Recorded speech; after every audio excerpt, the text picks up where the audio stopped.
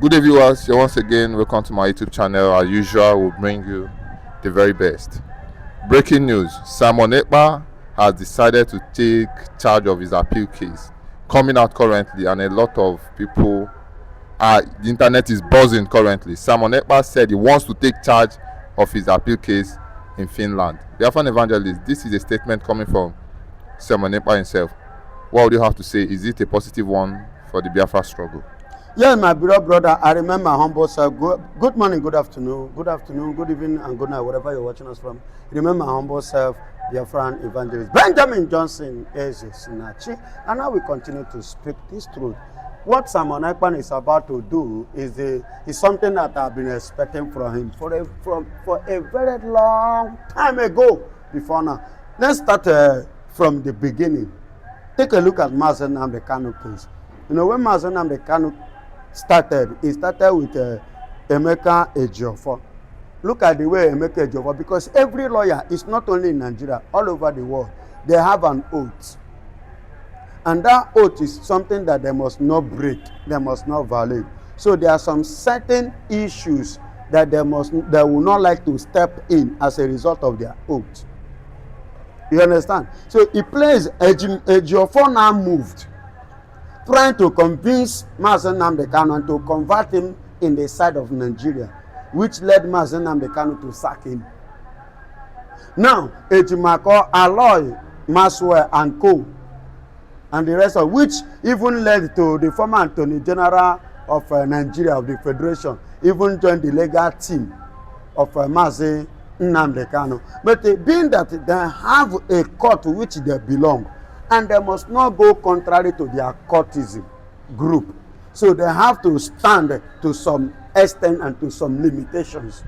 You understand? That's why they could not be able to say one or two things regarding to the case of Mazen Nnamdi Kanu in the court. Remember that time that Mazen Nnamdi Kanu now said that legal team that he suspended, he said he want to speak the truth, that he want to speak for himself, so that even if he's going to die, he want to die a peaceful death. You remember in Nigeria here. So if you want, when Mazen Nnamdi Kanu stated declaring that he want to speak for himself, Obasanjo said something. Obasanjo said, now that Mazen Nnamdi Kanu intend to speak for himself, that is going to be bloody, that he see Nigeria shaking and quaking, that the man is going to do what near Nigeria.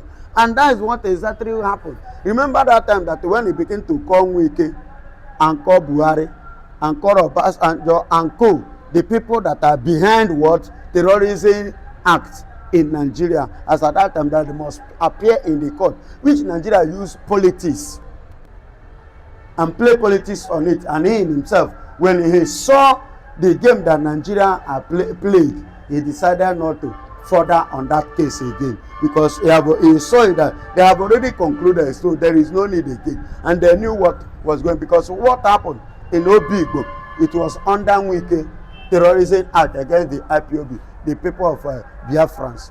It was Wike that carried that act. You understand? When he was the governor of Rivers State. So he now decided to die that case and stood. I remember during the protest, when Aloy Ejimako and Kanu brother and the rest of them was arrested by Tinubu. So when he saw it, he decided to back up and ask his lawyer, everybody to step down. Let him speak for himself.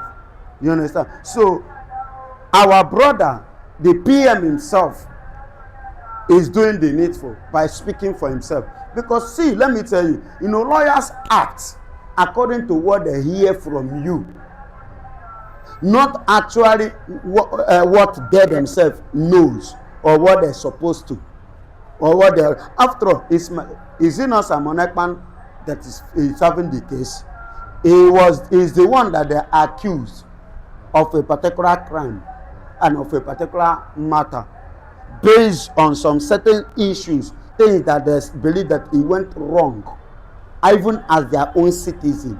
Do you understand? So I believe that he himself is in the best position to do what? To air his view, to speak for himself and to defend himself, because the lawyers are speaking in a lawsuit, apparently on their own ideology, as their knowledge can carry them.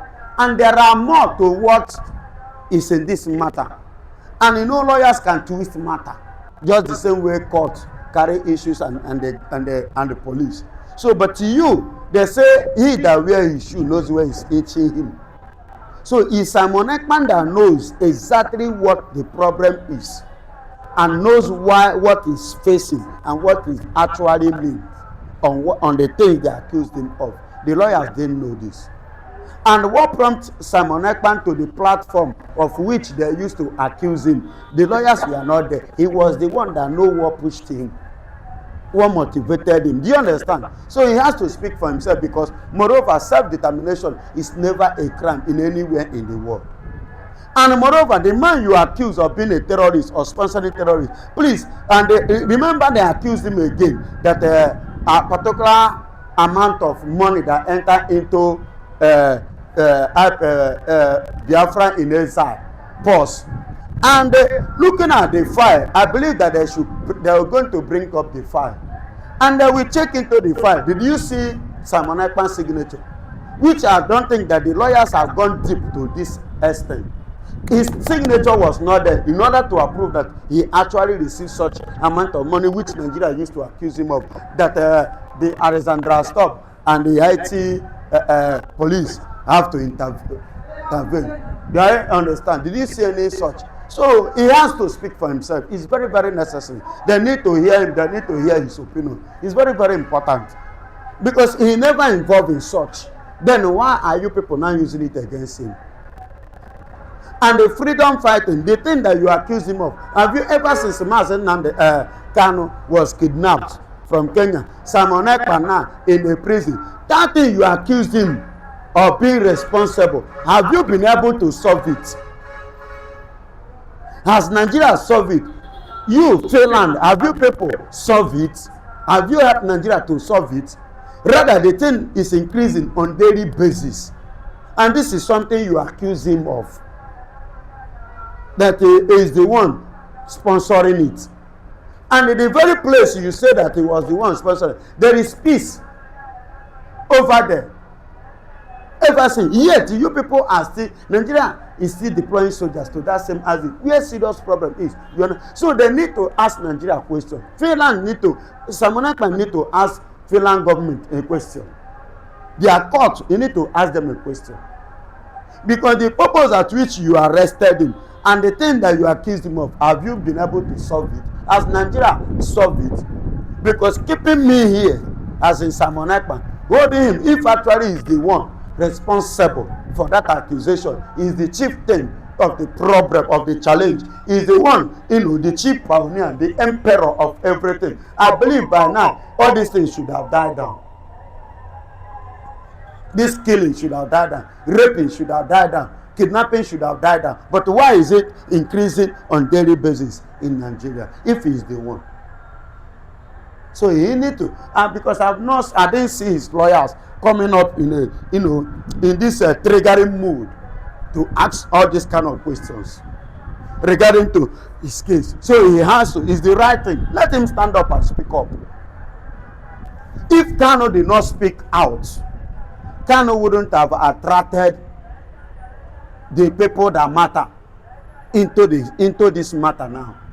It's because he spoke for himself and he exposed many things which the lawyers have been, you know, dodging and driving and jumping. So now that you have opened up, and other, you know, prominent countries like America, you can remember there were some veterans that came from America to Nigerian court to hear him live in Nigerian court and to listen to the judgment and everything. And he got to a point, Donald Trump himself has to send a delegate personally for himself, a white woman. If you are following the court, you followed Mazen and the Kano court case, you will know that, yes, there was a time Donald Trump sent a lady specifically on Mazen and the Kano issue here in Nigeria in the court. And hearing after all said and done, they found out that this thing is under marginalization based on what? On faith and tribe, ethnic. So they decided, that's why you see today, they are now begging Kano with all heavenly promises. So Simon Ekpa need to stand up and speak, because Finnish government have, you know, dare him. They have, you know, soiled their hand And that rubbish you need to stop. The marginalized can be marginalized. Somebody that has served the country for so many years. Do you know what it means to reach to the level of commander in a total strange land as a military, as a first man? If you did not have a credibility, would you have ever made him a leader in your country to lead your people in a force? Do you know what it means to stand up to defend the nation? And you made him the leader of to lead people to defend your country. Not just a day, but years. Now, it's the same man now you come out because of how much contract. Because of how much. In fact, this thing is very, very annoying. Just the same way Nigeria, Tinubu went to go and bribe the congressmen not to listen to Biafran, not to pay attention to it. And Nigerians are going hungry. You are spending billions. Many Nigerians are going hungry. So the same thing now is playing in Finland. And you can see their women, you can see people protesting online, doing all manner of videos. But if the government is doing well, if not they bribe the corrupt leader that they have, president that they have. You know, I don't think that Alexander Rostov was alive or they have born him when this ties was formed between Biafra and the Finland. Because it was during the war or after the war that the Finnish government on their own, willingly with love, they show it to Biafrans by giving us stockfish. In case Alexander Rostov has forgotten, I want to remind him, his fathers gave that extended such hand of love to Biafrans. You see why the Biafrans, somebody like Simon Ekpa, volunteer himself to serve them. And self-determination, I have not seen it, not even under the caliphate of the UN, that you will say it's a sin or against the law. Because Nigeria was once under what? Under control and influence of a particular country. And today they have their freedom. Likewise, even America, even them that are Finland, they were under USSR, under Russia control. They themselves, they rise up one day, demanded for their freedom. Today they have their freedom. How come Simon Ekpan case become a different? That you now collide with a corrupt country, with the corrupt criminal leaders to violate the fundamental right of your citizens. Somebody that sacrifice himself for the benefit and the betterment of your country. Then you now do what? Betray him. It's a serious betrayal. So it's good, let him rise up and speak for himself. Then after speaking for himself, then we will now know where the court will stand. Maybe they will do just the same way they did to Mazen Namdekano. Then we now count it as two. Ebwa, Agunyezeya, Ebwa, Nyakeya, Biafra, Kenyezeya. Now Finland and Nigeria are the enemies of our what? Biafran exit in Nigeria. Still on the matter of Biafra, a news came out concerning the ESN being deployed to the eastern part of Nigeria to defend themselves because of the continuous killing of the Biafran citizen. A lot of reactions have come out. Is self-defense a crime? What would you have to say on this? Is it the right decision for the Biafran authorities to make, ESN and IPOB members to start defending themselves in the eastern part of Nigeria? That is the right thing to do. It is a welcome omen. Because my brother, if you know if you fight for yourself, nobody will fight for you. If you cannot secure your home, nobody will come and secure it for you. And moreover, not to talk of the country that you and I are in, a country that is not safe. Mention one company, one individual, somebody that wake up one morning and have trust in Nigeria that to come and invest from foreign. You cannot see. Shows you how Nigeria has deeply been messed up as a result of insecurity. And now, these people called Fulanis are now using their terrorists. Nigerian military have become terrorists. Now they are deploying them on a daily basis down to east. They are doing what? They see any Biafran youth, Igbo youth now they will, for no just cause, so they will unalive them, they will buy them, or anyone that maybe they saw that or they see that people are there observing them. They know that any action they do, those people may retaliate. So they will carry the person, throw inside prison, and do what? Starve that person to death. because they want to. They know that this thing has come to the level whereby that we have decided that we have our faith and we have accepted it.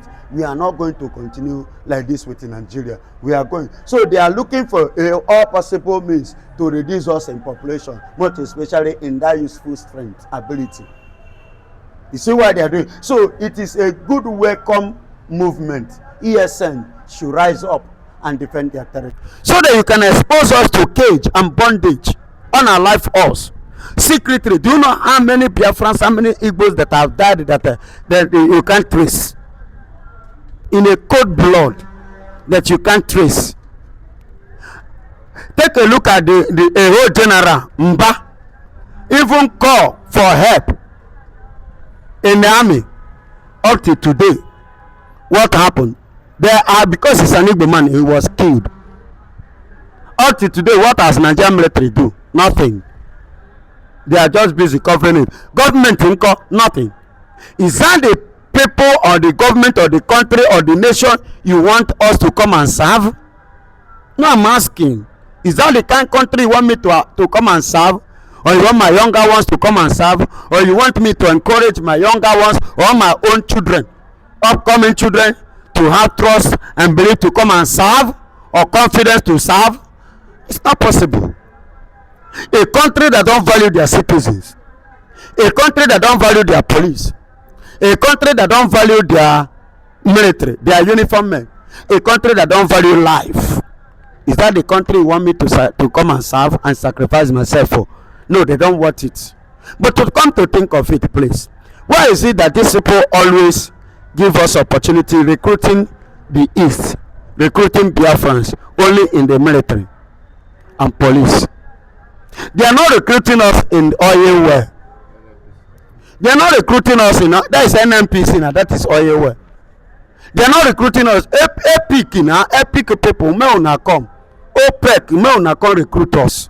At least when you talk of intelligence, the oil gossip come from our side. You cannot know it more than us. Are you hearing me? So it come from our place. Come and recruit us. Stop recruiting Fulanis and the Yorubas. You are recruiting them in that area, but when it come to buy, then you recruit to Biafra. No. If you need original recruitment, let CMB come and recruit us. CMB or CBN, let them come and recruit us. We are equal to the tax too. Let NNPC come and recruit us too. Let EPIC and OPEC come and recruit us too. Yes, in those places. Why is it that they did not give Ekpa man Minister of Finance? Na work ya je ro gbo onye. No, why they not give a Biafran man Minister of Abuja, FCT? Now anywhere where them go suffer, die, now then they recruit. You go remember, say you have people Eastern Biafrans there in the country. My brother, let us be frank to ourselves. Aguironsi believe in one Nigeria just like a Sikh. Aguironsi after the coup, do you know that Aguironsi took over the power? And when he came to power, because he was the most senior as at that time, he was one of the most senior as at that time, and he remained even up to date the first unitary government in Nigeria, even up to this time. What did he do? He made sure, he tried to unite Nigeria. He tried to make sure that we put the past behind us and move forward. But how do you people take him and treat him? And how did he end? As you are claiming today one Nigeria. What about Zeke, who brought us into this mess in the name of one Nigeria? How do you people treat Zeke and his family? Zeke is no more. Today, where are the generation of Zeke in Nigerian face, in Nigerian politics, in Nigerian governance? Where is Zeke children? Where is Agri-Rosi children? Are they in existence? Do you know? Do you care? So then you still want us to come. I'm talking about the people that serve diligently for Nigeria.